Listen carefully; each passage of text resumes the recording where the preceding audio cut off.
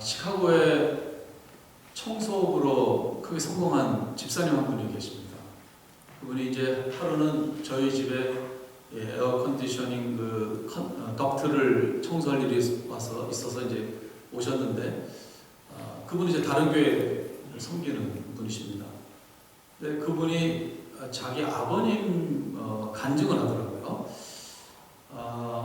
아버님이 술을 너무 좋아하셔가지고 알코올 중독이 되셨고, 그래서 이제 암에 걸려서 암 수술하게 되었는데, 암 수술 이제 끝나고 기다렸다가 이제 마치 끝날 때쯤에 이렇게 나오지 않습니까? 그래서 침대에 누워서 이렇게 아버님이 나오는데, 그 무의식 상태죠. 무의식 상태인데 계속 이런 동작을 하더라는 거예요. 이 술 마시던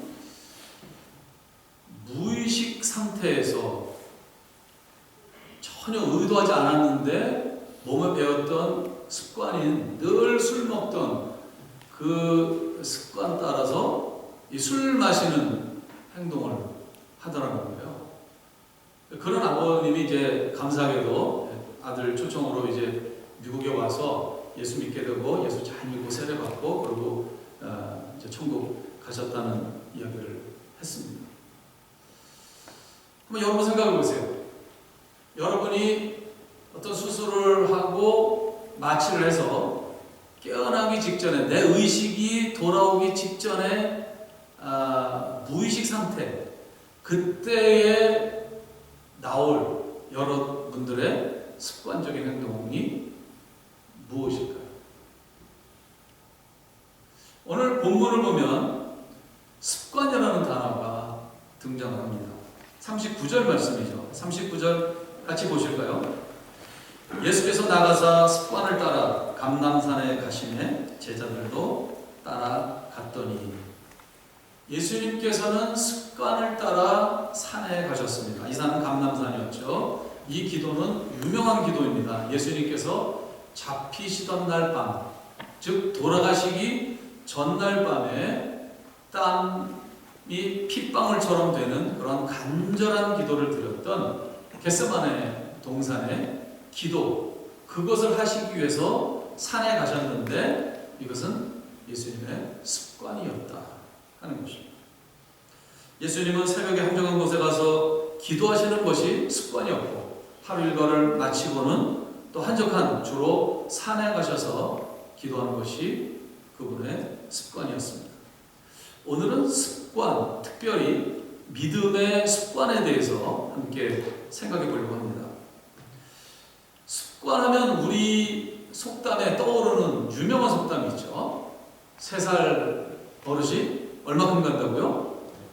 80까지 간다. 3살 버릇이 80까지 간다.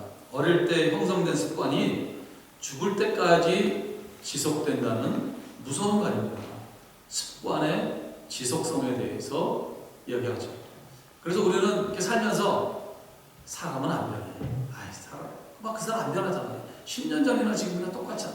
이게 습관에서 나오는 어떤 행동, 모습들을 보면서 우리는 그런 이야기들을 하죠. 러시아의 문어 도스토옙스키는 이런 이야기를 했습니다. 인생의 후반부는 전반부에 형성된 습관으로 만들어지는 것일 뿐이다. 어릴 때부터 젊을 때 형성된 습관, 그거 가지고 나머지 인생을 사는 것이다. 한마디로 습관이 곧 인생이다 라는 말을 했습니다. 이런 도스토옙스키의 말을 학문적으로, 심리학적으로 연구해서 그것을 입증한 분이 있습니다.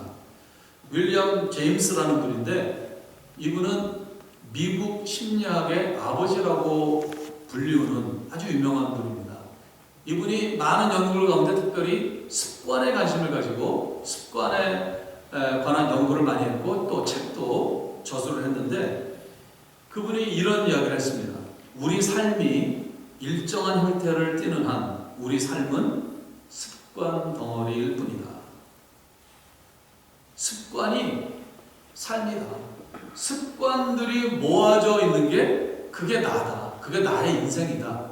이런 것을 학문적으로 입증을 했습니다. 오늘 하는 행동은 어제 한 행동과 같습니다. 내일 행동, 오늘 행동과 크게 다르지 않을 것입니다.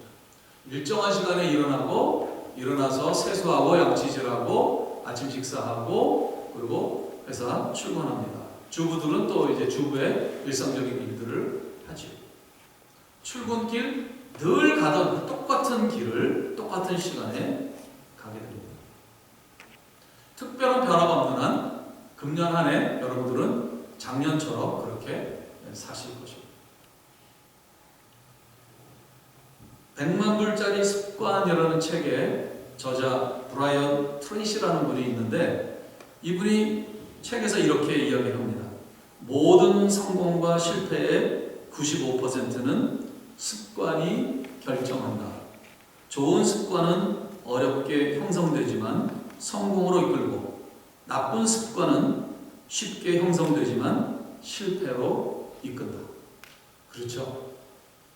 나쁜 습관은 굳이 우리가 그 습관을 만들려고 하지 않아도 그냥 형성이 되어버립니다.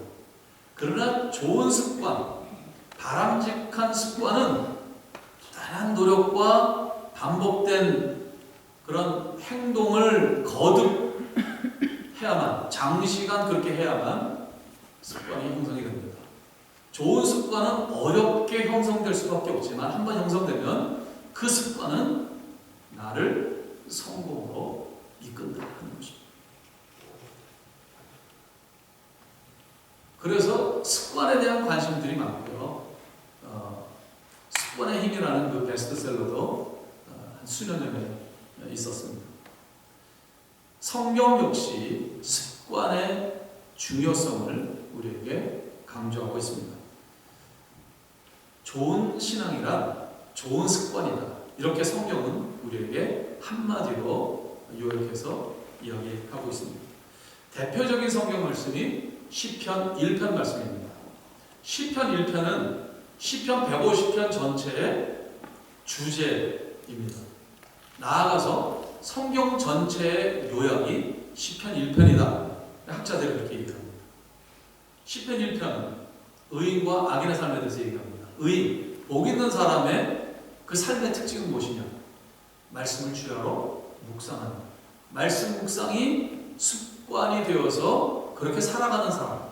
그래서 모든 하는 것마다 다 신약과 심은 나무가 시절을 쫓아 과실을 맺는 것처럼 하는 것마다 형통하는 그러한 삶을 사는 사람이다. 그게 말씀 묵상, 성경이 얘기하고 있는 우리 있어서 신앙에서 좋은 습관을 먼저 형성해야 되는 것은 뭐냐면은 말씀의 습관이라는 거죠. 말씀 생활, 말씀 묵상이 습관이 되어야 한다. 두 번째 강조하는 것은 바로 기도입니다. 오늘 예수님께서 우리에게 오늘 보여주셨던 것처럼 성경은 기도의 습관을 강조하고 있습니다. 경건한 믿음의 사람들은 한결같이 기도가 습관이었던 그것이 삶이었던 사람들입니다. 대표적인 사람으로 우리는 다니엘을 생각할 수 있습니다. 다니엘은 어릴 때부터 하루에 3번씩 동쪽을 향하여 예루살렘을 향하여 기도하는 습관을 가지고 있었습니다.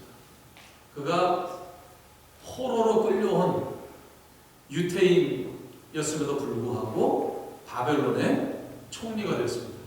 바벨론이 무너지고 바사 메대 제국이 세워졌는데 왕이 바뀌었을 뿐만 아니라 왕조가 바뀌었음에도 불구하고 또 그 고레스 왕은 이 다니엘을 총리로 세웠습니다. 눈의 가시처럼 여겼던 많은 사람들이 있었습니다. 이 사람들이 다니엘을 좀 없애야 되겠는데 흠이 없는 사람이어가지고 도저히 방법이 없었어요. 그래서 그들이 계략을 세운 것이 뭐야? 바로 다니엘이 기도하는 습관, 그것을 올무로 엮었죠. 왕에게 조서를 내도록 합니다. 왕을 올리는 것처럼 했지만 다니엘을 잡기 위한 것이었죠. 앞으로 30일 동안 왕 외에 다른 신이나 그 어떤 것에 절하거나 비는 행위를 하면 사자굴에 던져놓는 그 조서를 발표합니다. 그걸 알면서도 전에 하던 대로 다니엘은 하루에 3번씩 기도했습니다. 전에 하던 대로 늘 하루에 3번씩 기도하는 것이 다니엘의 기도의 습관이었습니다. 이렇게 경건의 생활, 기도 생활, 말씀 생활 이런 것들이 습관이 되면 어떤 유익이 있는가? 오늘 본문 말씀을 보시면은 40절에서 예수님께서 그렇게 말씀하시죠. 그곳에 이르러 그들에게 이르시되 유혹에 빠지지 않게 기도하라. 유혹에 빠지지 않게 기도하라. 이 말씀을 뒤집으면 기도하면 유혹에 빠지지 않는다라는 말씀이죠. 간절하게 기도하고 왔는데 제자들이 자고 있어요. 깨우고 내가 죽게 되었으니까 나를 위해서 기도해달라. 가서 또 기도하고 왔더니 또 제자들이 자고 있었어요. 마지막 절 46절에 예수님께서 또 똑같은 말씀을 하십니다. 이르시되 어찌하여 자느냐 시험에 들지 않게 일어나 기도하라. 기도가 다니엘처럼 습관이 되면 어떤 유익이 있냐면은 시험에 들지 않는다는 것입니다. 유혹에 가지도 않고 유혹이 오더라도 영적으로 깨어있기 때문에 유혹이라는 것을 간파를 하고 유혹을 물리칠 수 있는 힘이 기도가 습관이 된 사람들에게 하나님께서 주시는 축복이라는 것입니다. 또 성경이 강조하고 있는 중요한 습관 하나는 주일 성수의 습관입니다. 이것은 하나님께서 10계명의 형식을 통해서 우리에게 명령하셨습니다. 제4계명 안식일을 거룩히 지키라 명령이죠. 안식일 주순수 즉 주일 성수 역시 우리의 습관이 되어야 합니다. 저는 모태신앙인입니다. 여러분 가운데서도 모태신앙인들이 많이 계실 줄 압니다. 모태신앙인이 장점도 있지만 단점도 있어. 맨날 모태 나도 모태요. 그래서 모태신앙이라고 그러잖아요. 전혀 협조를 안 해주시고 묻지는 않으시네요. 많이 들으셨죠? 네.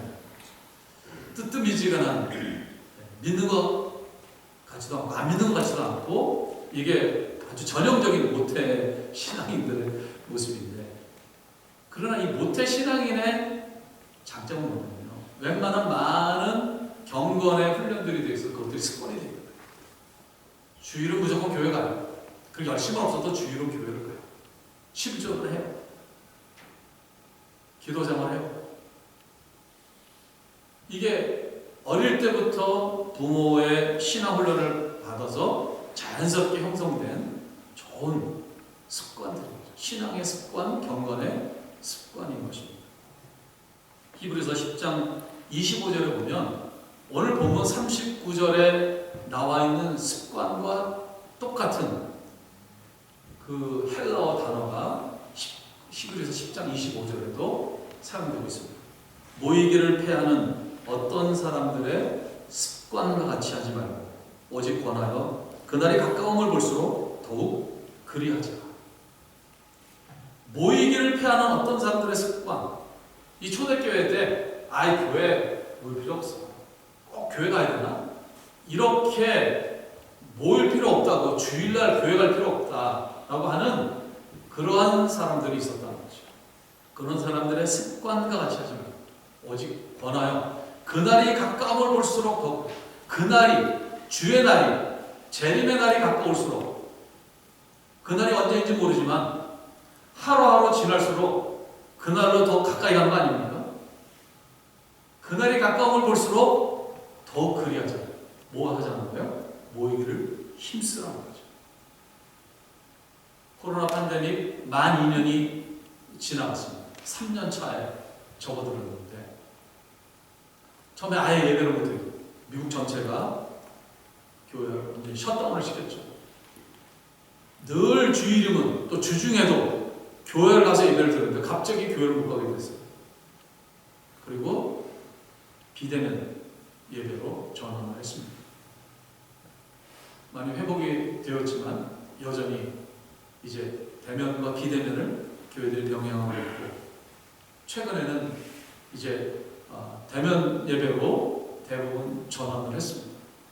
비대면을 병행하니까 초이스를 주니까 안 나오는 분들이 많으니까 이제 여러 교회들이 더 이상 비대면 하지 않고 비대면 하지 않고 대면으로만 교회 와서 예배드리는 것만 정하고 합니다. 최근에 이제 좀 많이 잠잠해져서 저희 교단교회 또 제가 아는 교회 목사님들 그 교회들을 지금 주일마다 방문해서 함께 예배드리고 있는데 목사님들이 다 똑같은 말씀을 하십니다. 이제 예배가 자유롭게 모두 다 와서 예배드릴 수 있는 상황이 됐음에도 불구하고 교회 안 나오는 분들이 너무 많습니다. 너무 힘들어 하더라고요. 이게 지금 어떤 그전부터 코로나가 시작됐을 때 코로나 중에 포스트 코로나 시대는 어떤 시대가 될 것인가 많은 사람들이 이야기를 했는데 정말 포스트 코로나 시대에 한번 이제 굳이 교회 가서 예배를 드려야 되나 이렇게 이 생각에 들어가신 분들이 다시 교회 돌아와서 예배 드리는 것 이것이 굉장히 중요한 챌린지다. 굉장히 교회의 과제들이다 하는 그런 생각을 하게 됩니다. 엘센트로 한인교회 성도님들은 모이기를 힘쓰는 성도님들이 되시기 바랍니다. 모이셔야 됩니다. 모이셔야 돼요. 모이는 것이 습관이 되어야 돼요. 예배 드리는 것이 습관이 되어야 돼요. 기도회에 함께 모여서 기도하는 것이 습관이 되어야 하는 것입니다. 디모데전서 4장에서 사도 바울은 경건에 이르도록 내 자신을 연단하라, 내 자신을 훈련하라 라고 말했습니다. 그는 경건의 훈련을 해야 하며 경건은 범사에 유익하고 금생과 내생에 약속이 있다고 강조했습니다. 경건의 훈련, 즉 기도의 훈련, 말씀의 훈련, 주일 성수의 훈련, 찬양의 훈련, 사랑의 훈련, 헌신의 훈련, 섬김의 훈련 이 모든 것들은 우리에게 유익을 준다는 거죠. 금생과 내생에 약속이 있습니다. 습관은 우리의 성화의 삶, 거룩한 삶을 보장하는 거룩한 삶으로 계속 나아가게 만들고 거룩한 삶을 유지하게 만드는 필수 불가능한 요소인 것입니다. 그래서 좋은 신앙이 뭐냐? 좋은 신앙은 좋은 믿음의 습관을 많이 가지고 있는 그것을 잘 프랙티스하는 사람이다 라고 이야기할 수 있는 것입니다. 사랑하는 성도 여러분, 이제 말씀을 뵙겠습니다. 저희 아버님은 제가 15살 때 돌아가셨습니다. 50에 이 스트로크가 와서 돌아가셨는데 한 달 동안 병원에 입원해 계셨습니다. 근데 차도가 없었어요. 계속 혼수 상태에 계셨는데 하루는 이제 의사 선생님이 더 이상 가망이 없으니까 그리고 이 병원비가 많이 나가니까 그냥 돌아가실 때 집에서 편하게 모시고 편하게 계시다가 돌아가시게 하고 그래서 이제 그 혼수 상태에 계신 아버님이 이제 집에 오셨어요. 집에서 한 달 정도 계시다가 돌아가셨는데 그 한 달 동안 한 번인가 두 번 의식이 돌아와서 저를 알아보고 제 이름을 부르고 짧게 대화를 나눴어요. 계속 혼수 상태로 계셨어요. 의식이 없는 상태였어요. 근데 아버님이 자꾸 누워 계시다가 이 균형이 잡혀가고 일어나지 못하는데 일어나서는 이 저희가 조금만 다락이 있었는데 다락에 올라가려고 하다가 계단 올라가다가 떨어지고 이거를 계속 반복하시는 거예요. 근데 아버님이 저녁에는 그 다락에 올라가서 기도하셨거든요. 장로님이셨거든요. 근데 그게 습관이 돼서 혼수 상태, 무시 상태에 있는데 그 아버님의 영은 하나님께 기도해야 한다. 지금 기도할 시간이다 해서 그 다락에 올라가려고 하다가 쓰러지고 이게 제 15살짜리 저의 이 뇌리에 각인이 되어 있습니다. 이렇게 기도 생활하셨던 아버지. 그래서 이게 저에게는 얼마나 힘이 되는지 몰라요. 제가 영적으로 나태해지려고 할 때 그 장면이 떠오르요. 그 장면을 떠올려요.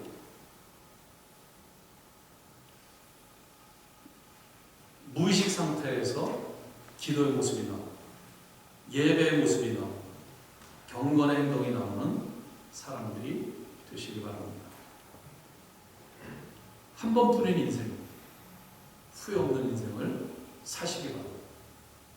주님이 부르는 그 순간까지 하나님이 주신 사명을 멋지게 감당하시면서 하나님이 기뻐하시는 삶을 사시는 승리하는 여러분들 되시기를 주님의 이름으로 축원합니다.